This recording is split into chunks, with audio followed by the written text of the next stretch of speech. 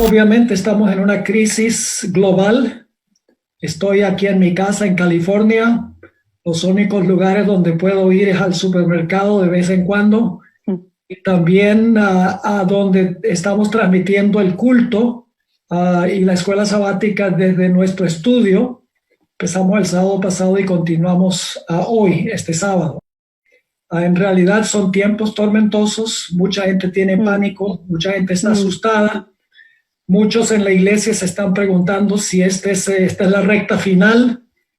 En realidad, el lugar en la Biblia a donde más claramente podemos discernir a dónde estamos está, creo yo, en Mateo 24, y voy a leer los versículos Mateo 24 y los versículos 6 al 8. Yo sé que los que están escuchando y viendo han leído muchas veces este pasaje. Dice lo siguiente: oiréis de guerras y rumores de guerras.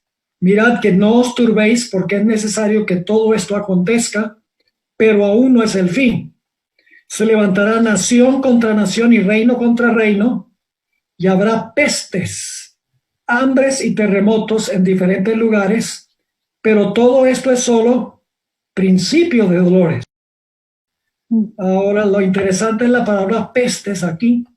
Es una palabra no común en el Nuevo Testamento. En realidad aparece en un solo otro lugar, en el libro de Hechos, a donde se le acusó al apóstol Pablo de ser pestilente, porque su doctrina se estaba esparciendo por todo el mundo de aquella época. Así que la palabra pestes es una palabra que significa una enfermedad infecciosa que se riega, como estamos viendo con el virus ahora. Ahora, la pregunta clave es: ¿qué debemos estar haciendo nosotros en este tiempo? Lo que debemos estar haciendo, en realidad, es estudiando la palabra, orando más que nunca y también testificando. Dios nos ha dado medios por los cuales podamos testificar, aun si no salimos a la calle.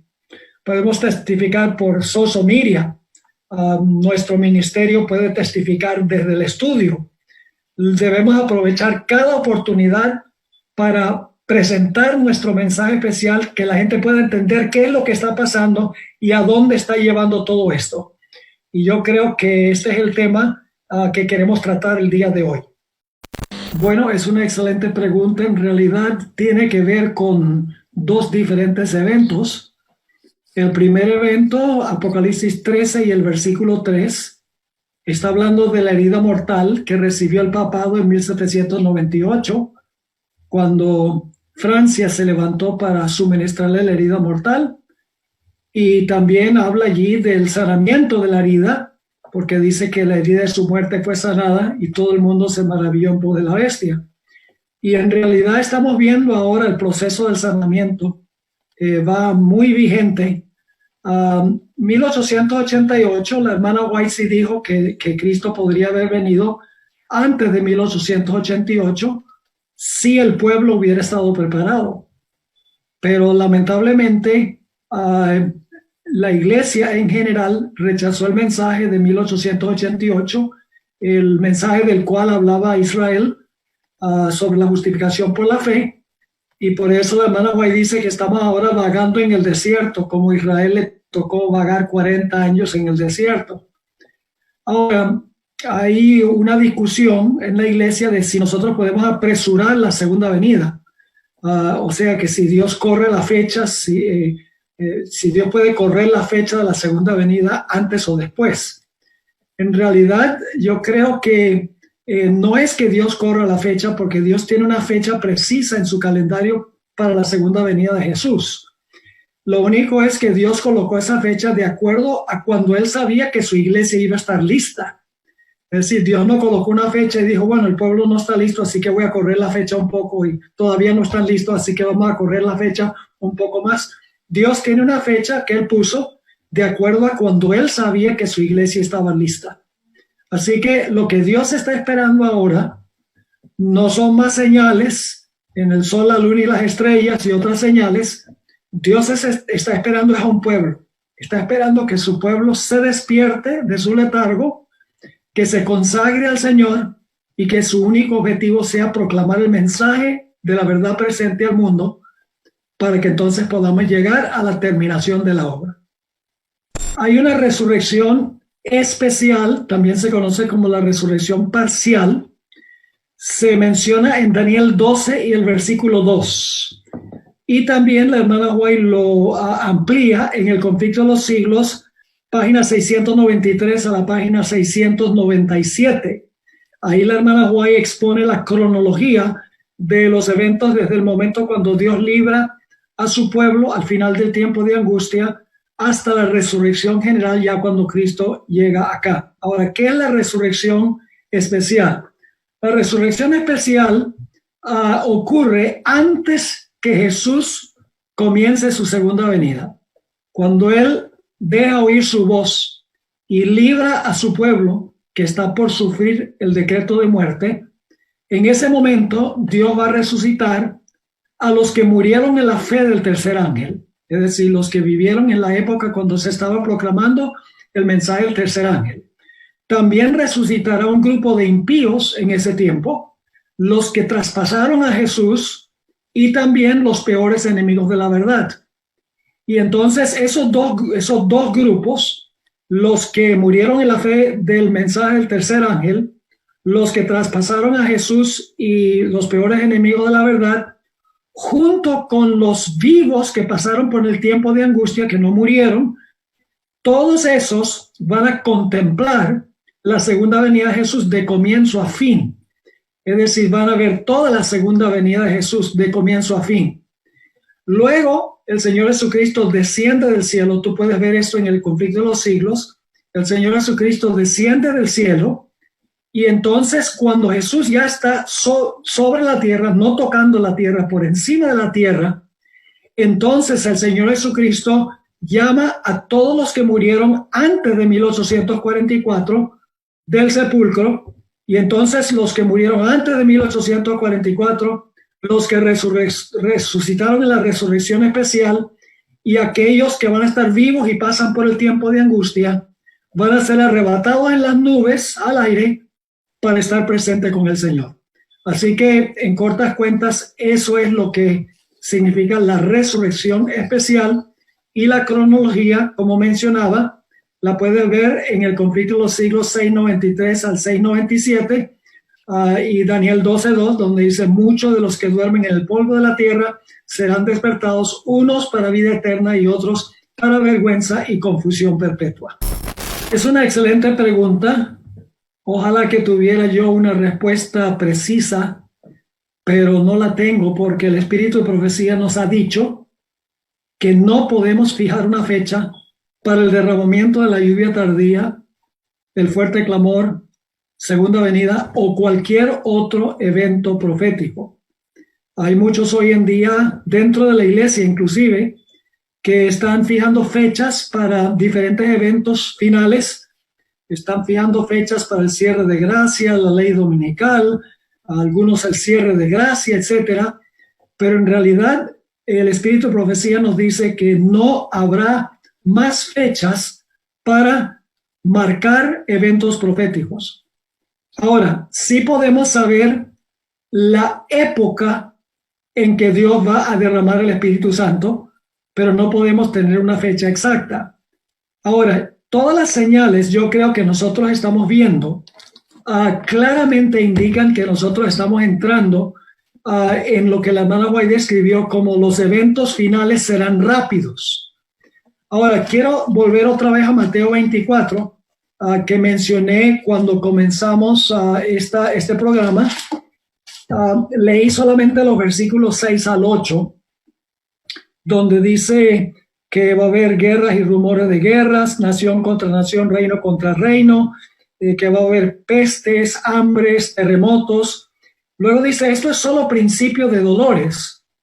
Ahora, ¿cuál es el propósito de Satanás al causar todos estos desastres?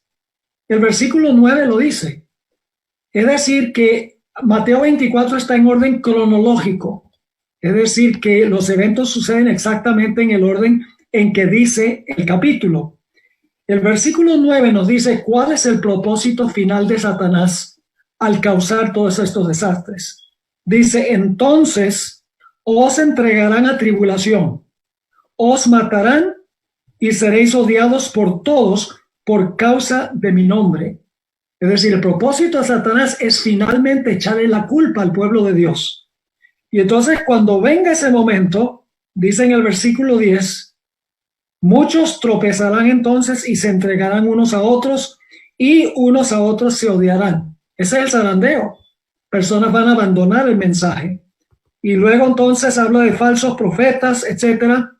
Y luego cuando uno llega al versículo 14, dice, y será predicado este evangelio del reino en todo el mundo para testimonio a todas las naciones, y entonces vendrá el fin. La lluvia tardía es el poder, mientras que el fuerte clamor es el mensaje impelido por el poder. Así que nosotros estamos en esa época cuando estamos viendo estos desastres. Los próximos eventos será finalmente cuando las cosas se pongan bien mal, echarle la culpa al pueblo de Dios, y entonces el pueblo de Dios tendrá que proclamar el mensaje a todo el mundo, el mensaje de los tres ángeles a todo el mundo, bajo circunstancias muy difíciles. Y luego entonces el versículo 15 habla de la abominación asoladora, que es la ley dominical. Entonces después de eso viene el tiempo de angustia, la huida, etcétera. Así que ahorita nosotros estamos hacia el final del versículo 8 de Mateo, el capítulo 24. Ahora, ¿qué debemos hacer? Debemos prepararnos para recibir la lluvia tardía. Significa hacer una consagración completa y total al Señor Jesús. Todo lo que somos, todo lo que tenemos, ponerlo en el altar del sacrificio con el único motivo de esparcir el mensaje que Dios ha dado a la iglesia adventista para proclamar en este tiempo. No cabe duda alguna que lo que realmente ha causado mucha discusión en cuanto al día de reposo es lo que se está discutiendo sobre el cambio climático. Es decir, el cambio climático, según dicen, es culpable de todos los males que están causando, que están sucediendo en el mundo. Ahora, detrás de esto hay una estrategia. La estrategia es decir que se necesita un día a la semana para darle al medio ambiente descanso. También para darle a los que están trabajando incansablemente toda la semana un día de descanso. Para darle a la familia un día en que puedan reunirse para reconectarse uno con el otro. Es decir, detrás del asunto del cambio climático y la necesidad de un día de reposo para el planeta, para las familias y para los trabajadores, está la idea de que el domingo sea ese día específicamente. O sea que detrás de esto está la necesidad de guardar el domingo como día de reposo. Eso ha sido dicho por el Papa. Esta mañana en mi sermón leí varias citas de protestantes aquí en los Estados Unidos de los últimos días, última semana, donde ellos dicen que esta pandemia ha venido porque nosotros no hemos estado guardando el día de reposo que para ellos es el domingo. Así que ciertamente hay una conexión entre el movimiento del cambio climático y la necesidad de observar el domingo como día de reposo. Según el espíritu de profecía, siempre ha sido mejor vivir en el campo. Es decir, que ni siquiera hay que esperar que venga la ley dominical. Si se abre la oportunidad, y la hermana White dice que Dios demostrará claramente cuál es el lugar donde quiere que nos ubiquemos. Si surge la oportunidad, lo mejor es ir al campo. Pero también Elena White dice que hay ciertas pautas que cumplir para mudarse al campo. Hay que saber vivir en el campo. Hay que tener fuente de agua propia. Hay que tener un buen terreno para poder plantar y que no esté tan lejos de los centros poblados para que se pueda ir a testificar a ellos. Ahora, quiero mencionar un asunto sobre la salida final de las grandes ciudades y las ciudades más pequeñas.